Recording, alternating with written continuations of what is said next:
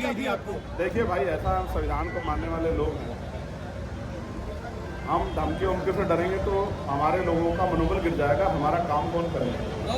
वो अब पोस्टर जला दें, गोली चला दें, पत्थर चला दें जैसे आज चला, इन सब चीज़ों से वो हमारे ऊपर नहीं, उत्तर प्रदेश की कानून व्यवस्था पे सवालिया निशान खड़ा कर रहे हैं। खाकी के इकबाल पे मुख्यमंत्री जी की जो भाषण देते हैं वो तुरंत खामन के कानून व्यवस्था बहुत अच्छी है, हर चौराहे पे यमराज खड़े हैं, कोई अपराधी नहीं बच सकता, ये उनके ऊपर सवाल खड़ा। मुझसे पूछने के बजाय मुख्यमंत्री से पूछो कि एक चुने हुए सांसद के पैर तोड़ देंगे, घुसने नहीं देंगे, ये कोई दूसरा देश है क्या कि घुसने नहीं दोगे? यहाँ पे मुझे वीजा की जरूरत है। ये कह रहा हूँ जिस तरह से अयातुल्लाह खamenei साहब, क्योंकि हम लोग बाराबंकी में, और मुझे बताया गया कि उनके पूर्वज यहीं से थे, उनका रिश्ता है यहाँ से। जिस तरह एक लीडर ने डरने की बजाय समझौता करने के बाद शहादत को एक्सेप्ट किया, मैं विपक्ष के लोगों से कह रहा हूँ कि वो भाजपा से डरे ना, हमारे साथ आ जाएं। हम लोग मिलकर उत्तर प्रदेश में इस भारतीय जनता पार्टी की सरकार को 2027 में फाड़ सकें। लीडर कौन होगा? जो बात आप कह रहे हैं उसका लीडर कौन होगा? आजाद समाज पार्टी ही मुकाबला कर रही है, यूजीसी या कोई भी मामला, बाकी सब लोग तो चुप है। तो आजाद समाज पार्टी नेतृत्व करेगी और कौन नेतृत्व कर सकता है? ये बाराबंकी में समाजवादी का गढ़ है, आदमी यहाँ से शुरुआत करे, संघात करे, क्या कहेंगे? देखो, जब तक हम लोग नहीं आए थे, हम लोग काम नहीं कर रहे थे, तो ये किसी भी पार्टी को लोग वोट दे सकते थे। अब आजाद समाज पार्टी काशीराम काम कर रही है, तो जैसे नगीना में हमने 5 विधानसभाओं में, लोकसभा की 5 विधानसभाओं में भारतीय जनता पार्टी को धूल चटाने का काम किया, ऐसे ही पूरे उत्तर प्रदेश में भाईचारा बना के हम लोग भारतीय जनता पार्टी के इस जुल्म जाति की सरकार को हटाने का काम करेंगे। आप 2027 में क्या समाजवादी पार्टी और कांग्रेस से मिलकर चुनाव लड़ेंगे? अब ये फैसला प्रदेश अध्यक्ष जी खड़े हैं, उनका निर्णय आप लोग बात कर लेना। मेरा काम तो ये है कि मैं जब जब ये मुझे बुलाएंगे, गली मोहल्ले क्षेत्र में मैं जाके पार्टी के लिए काम करूंगा। चंद्रशेखर जी, कांग्रेस कह रही काशीराम जी हमारे हैं, समाजवादी पार्टी कह रही है। देखिए, महापुरुष किसी जाति के नहीं होते, किसी पार्टी के नहीं होते जब वो नहीं रहते। लेकिन आप भी जानते हैं कि 2006 से 26 20 साल क्यों लग गए अपने अपने बताने में। हालांकि ये भी सच है कि जब से आजाद समाज पार्टी काशीराम ने मोर्चा संभाला है, जब से गांव-गांव जाके माननीय काशीराम साहब के सिद्धांतों को बहुजन समाज बनाने के लिए घर घर तक पहुंचाने का काम किया है, तब से ही काशीराम साहब मेरे हैं, मेरे की होड़ लगी है।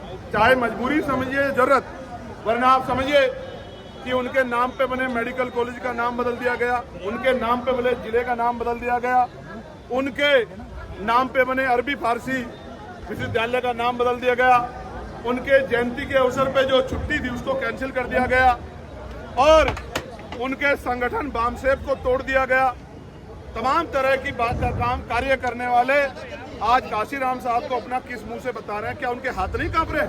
काशीराम साहब को माला चढ़ाते हुए जिन्होंने काशीराम साहब का भर के अपमान किया, नुकसान किया उनके आंदोलन का, आज वो काशीराम साहब को अपनाने की बात कर रहे हैं।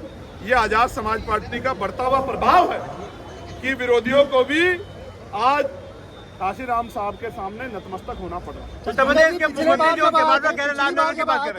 एक नारा लगा था कि MIM के साथ आप गठबंधन कर लें, उस पर क्या विचार है? मैं फिर कह रहा हूं, प्रदेश का नेतृत्व जो फैसला लेगा, मैंने इनसे आग्रह किया कि भारतीय जनता पार्टी को छोड़ के, क्योंकि वैचारिक विरोध है, जो भी आप फैसला लोगे हम आपके नेतृत्व में उत्तर प्रदेश में काम करेंगे। और मैं आपको विश्वास से कह रहा हूँ, अभी तक कोई पार्टी चुनावी मोड में नहीं है। ये हमारी उत्तर प्रदेश में 7वीं रैली है और ऐतिहासिक जनसभा में मीडिया के भाइयों ने हमें कितना कवरेज किया ये तो मीडिया के भाई बेहतर जानते हैं। लेकिन अभी 29 तारीख की रैली लखीमपुर खीरी में, अपने साथियों से कहना आके देखें, इतिहास रचा जाएगा लखीमपुर खीरी में। मेरी बात को यहाँ की भीड़ कैसी लगी आपको? भीड़ कैसी थी? पहले आपको धमकियां दी गई थी। ये भीड़ नहीं है, मेरा परिवार आशीर्वाद देने आया, पैसे लेकर आया, गर्मी में खड़ा है, इनका कर्ज मैं उसको उतारूंगा। कार्यक्रम से पहले धमकियां दी गई थी आपको? देखिए भाई, ऐसा हम संविधान को मानने वाले लोग हैं। हम धमकी उमकी से डरेंगे तो हमारे लोगों का मनोबल गिर जाएगा। हमारा काम कौन करेगा? वो अब पोस्टर जला दें, गोली चला दें, पत्थर चला दें जैसे आज चला, इन सब चीज़ों से वो हमारे ऊपर नहीं, उत्तर प्रदेश की कानून व्यवस्था पे सवालिया निशान खड़ा कर रहे हैं। खाकी के इकबाल पे मुख्यमंत्री की जो भाषण देते हैं वो तुरंत खामन के कानून व्यवस्था बहुत अच्छी है, हर चौराहे पे यमराज खड़े हैं, कोई अपराधी नहीं बच सकता। ये उनके ऊपर सवाल खड़ा। मुझसे पूछने के बजाय मुख्यमंत्री से पूछो कि एक चुने हुए सांसद के पैर तोड़ देंगे, घुसने नहीं देंगे। ये कोई दूसरा देश है क्या कि घुसने नहीं दोगे? यहाँ पे मुझे वीजा की जरूरत है। यूपीएससी परीक्षा में पंडित शब्द पर बड़ा विवाद मचा हुआ है, भाजपा के ब्राह्मण। आप मुझे बताओ, ये पेपर का जो निरीक्षण, ये जो निगरानी है सरकार के नेतृत्व में हो रहा है नहीं हो रहा बताओ? तो जानबूझ के सरकार मुख्यमंत्री अपमानित करने का काम करे तो आपको मुख्यमंत्री से पूछना चाहिए कि लगातार ऐसा काम क्यों कर रहे हैं। हालांकि मैं कहना चाहता हूँ, यहाँ तो बहुजन समाज के लोग सदियों से अपमानित होते आ रहे हैं। वो अपमान शायद अपमान नहीं दिखता, सवाल अपमान हो जाता है, लेकिन यहाँ तो बहुजन समाज के लोगों की बहन बेटियों के साथ उत्तर प्रदेश में जुल्म जाती हो रही, कोई पूछने वाला 9 साल से बीजेपी यहाँ पे लाडर के बारे में क्या कहेंगे? जो लाडर चल रहा है,